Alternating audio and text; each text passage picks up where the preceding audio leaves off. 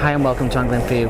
Today what I'm going to do is I'm just going to go quickly around my setup, and as you know, a lot of you have changed my setup recently, moved to the Rive stuff, and I'm just going to go a little bit, not as much about the box itself, I'll do that on a separate review, but just how I set myself up.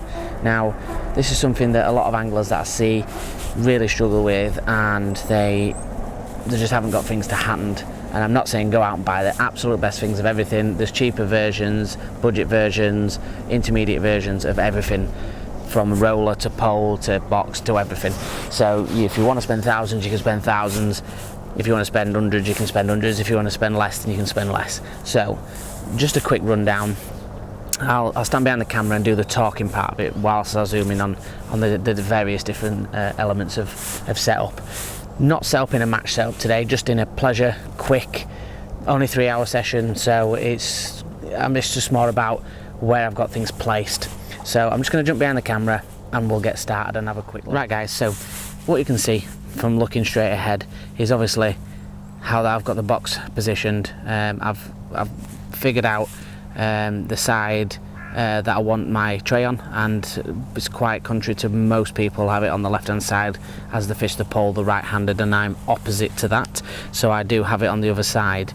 But if you're looking straight from the bottom of the screen, what you'll see is the pole roller. Now pole rollers are essential obviously when fishing pole, but also for me the type of pole roller that we use is also essential. Now personally, I like to go with the flat bed ones. I have had the V rollers in the past, and I've found, like many people will have done, that they're easier to blow over, even though they're good quality ones.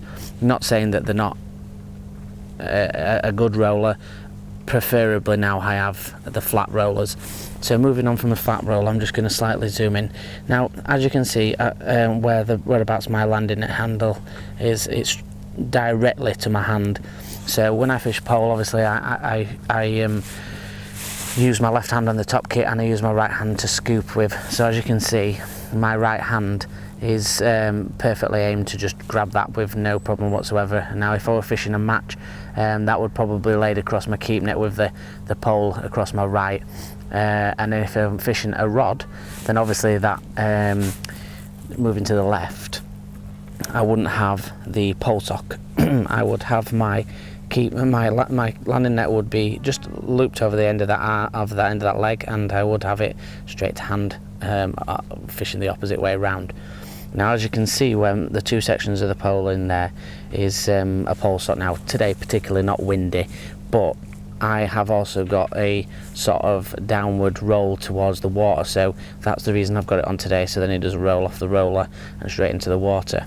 So I would recommend having that. I really like the double one because it allows you to split your pole down and fish that, and as you can see, that's onto an accessory bar, which to me ripple bars are absolutely essential. You need they've got two sets of screw-ons on there, and it allows you to multitude of things, putting your pole top kit on there, and just having your rod against it, to attaching things to it, very, very useful piece of kit. So I'm just going to zoom out from there.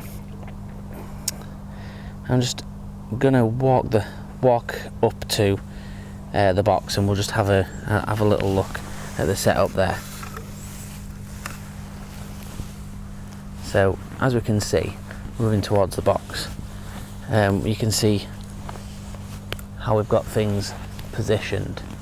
Now I'm just going to put this camera down. Then down to this side of the box, you can see that there is spirit levels, and hopefully you can see that on the camera, but that's showing absolutely bang on. Now if you haven't got a spirit level, then I've got another sort of box setup video with Tommy Pickering, and he explains that you're putting a tub of water on top of your box. It'll show you the level, which is a fantastic idea. So moving down now to obviously the feed and everything that you've got. So as you can see there, I've got the pellets, the paste, anything that I need is all to hand, and that's absolutely essential when fishing, even any method really. It just allows you to have everything to hand. Now normally I would have a roost kit which would hold these, but like I say, we're on a short session, so I've just used this piece of grass. Here's an extra section there if we can hook something really silly, and all my top kits are laid out. So that's how sort of I would fish the pole. So moving round to here now, I tend to have all my kit slightly back from where I am. It allows me to have it all, so it's visual. If I need to get anything, everything's laid out, sort of easy access, and I can just walk up and grab everything, and that allows me to sort of fish quickly and access things quickly. So I would recommend doing that and having sort of things close by. So as you can see, that's where I would store those.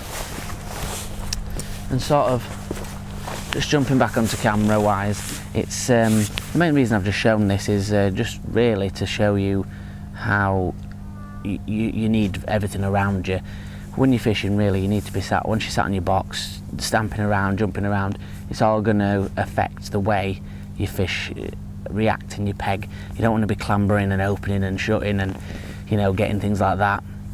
Get your stuff out before you start. Most boxes have got side drawers. If you've got your rigs like I have on an underneath sort of pull out, then have those out at the side of you, and just make your fishing experience better. Give yourself better chances of catching fish and having a better day just by laying yourself out. Doing that, spending that little extra time doing it at the start can save you a lot of time within a match.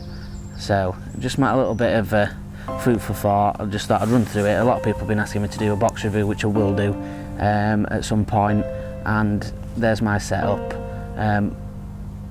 More than happy to see your setups. That'd be great. Post them on Angling for you on Facebook or on Angling_for you on Instagram. Love to see people's setups and how they get on. So yeah, thanks for watching, guys. Share and subscribe. Sightlines.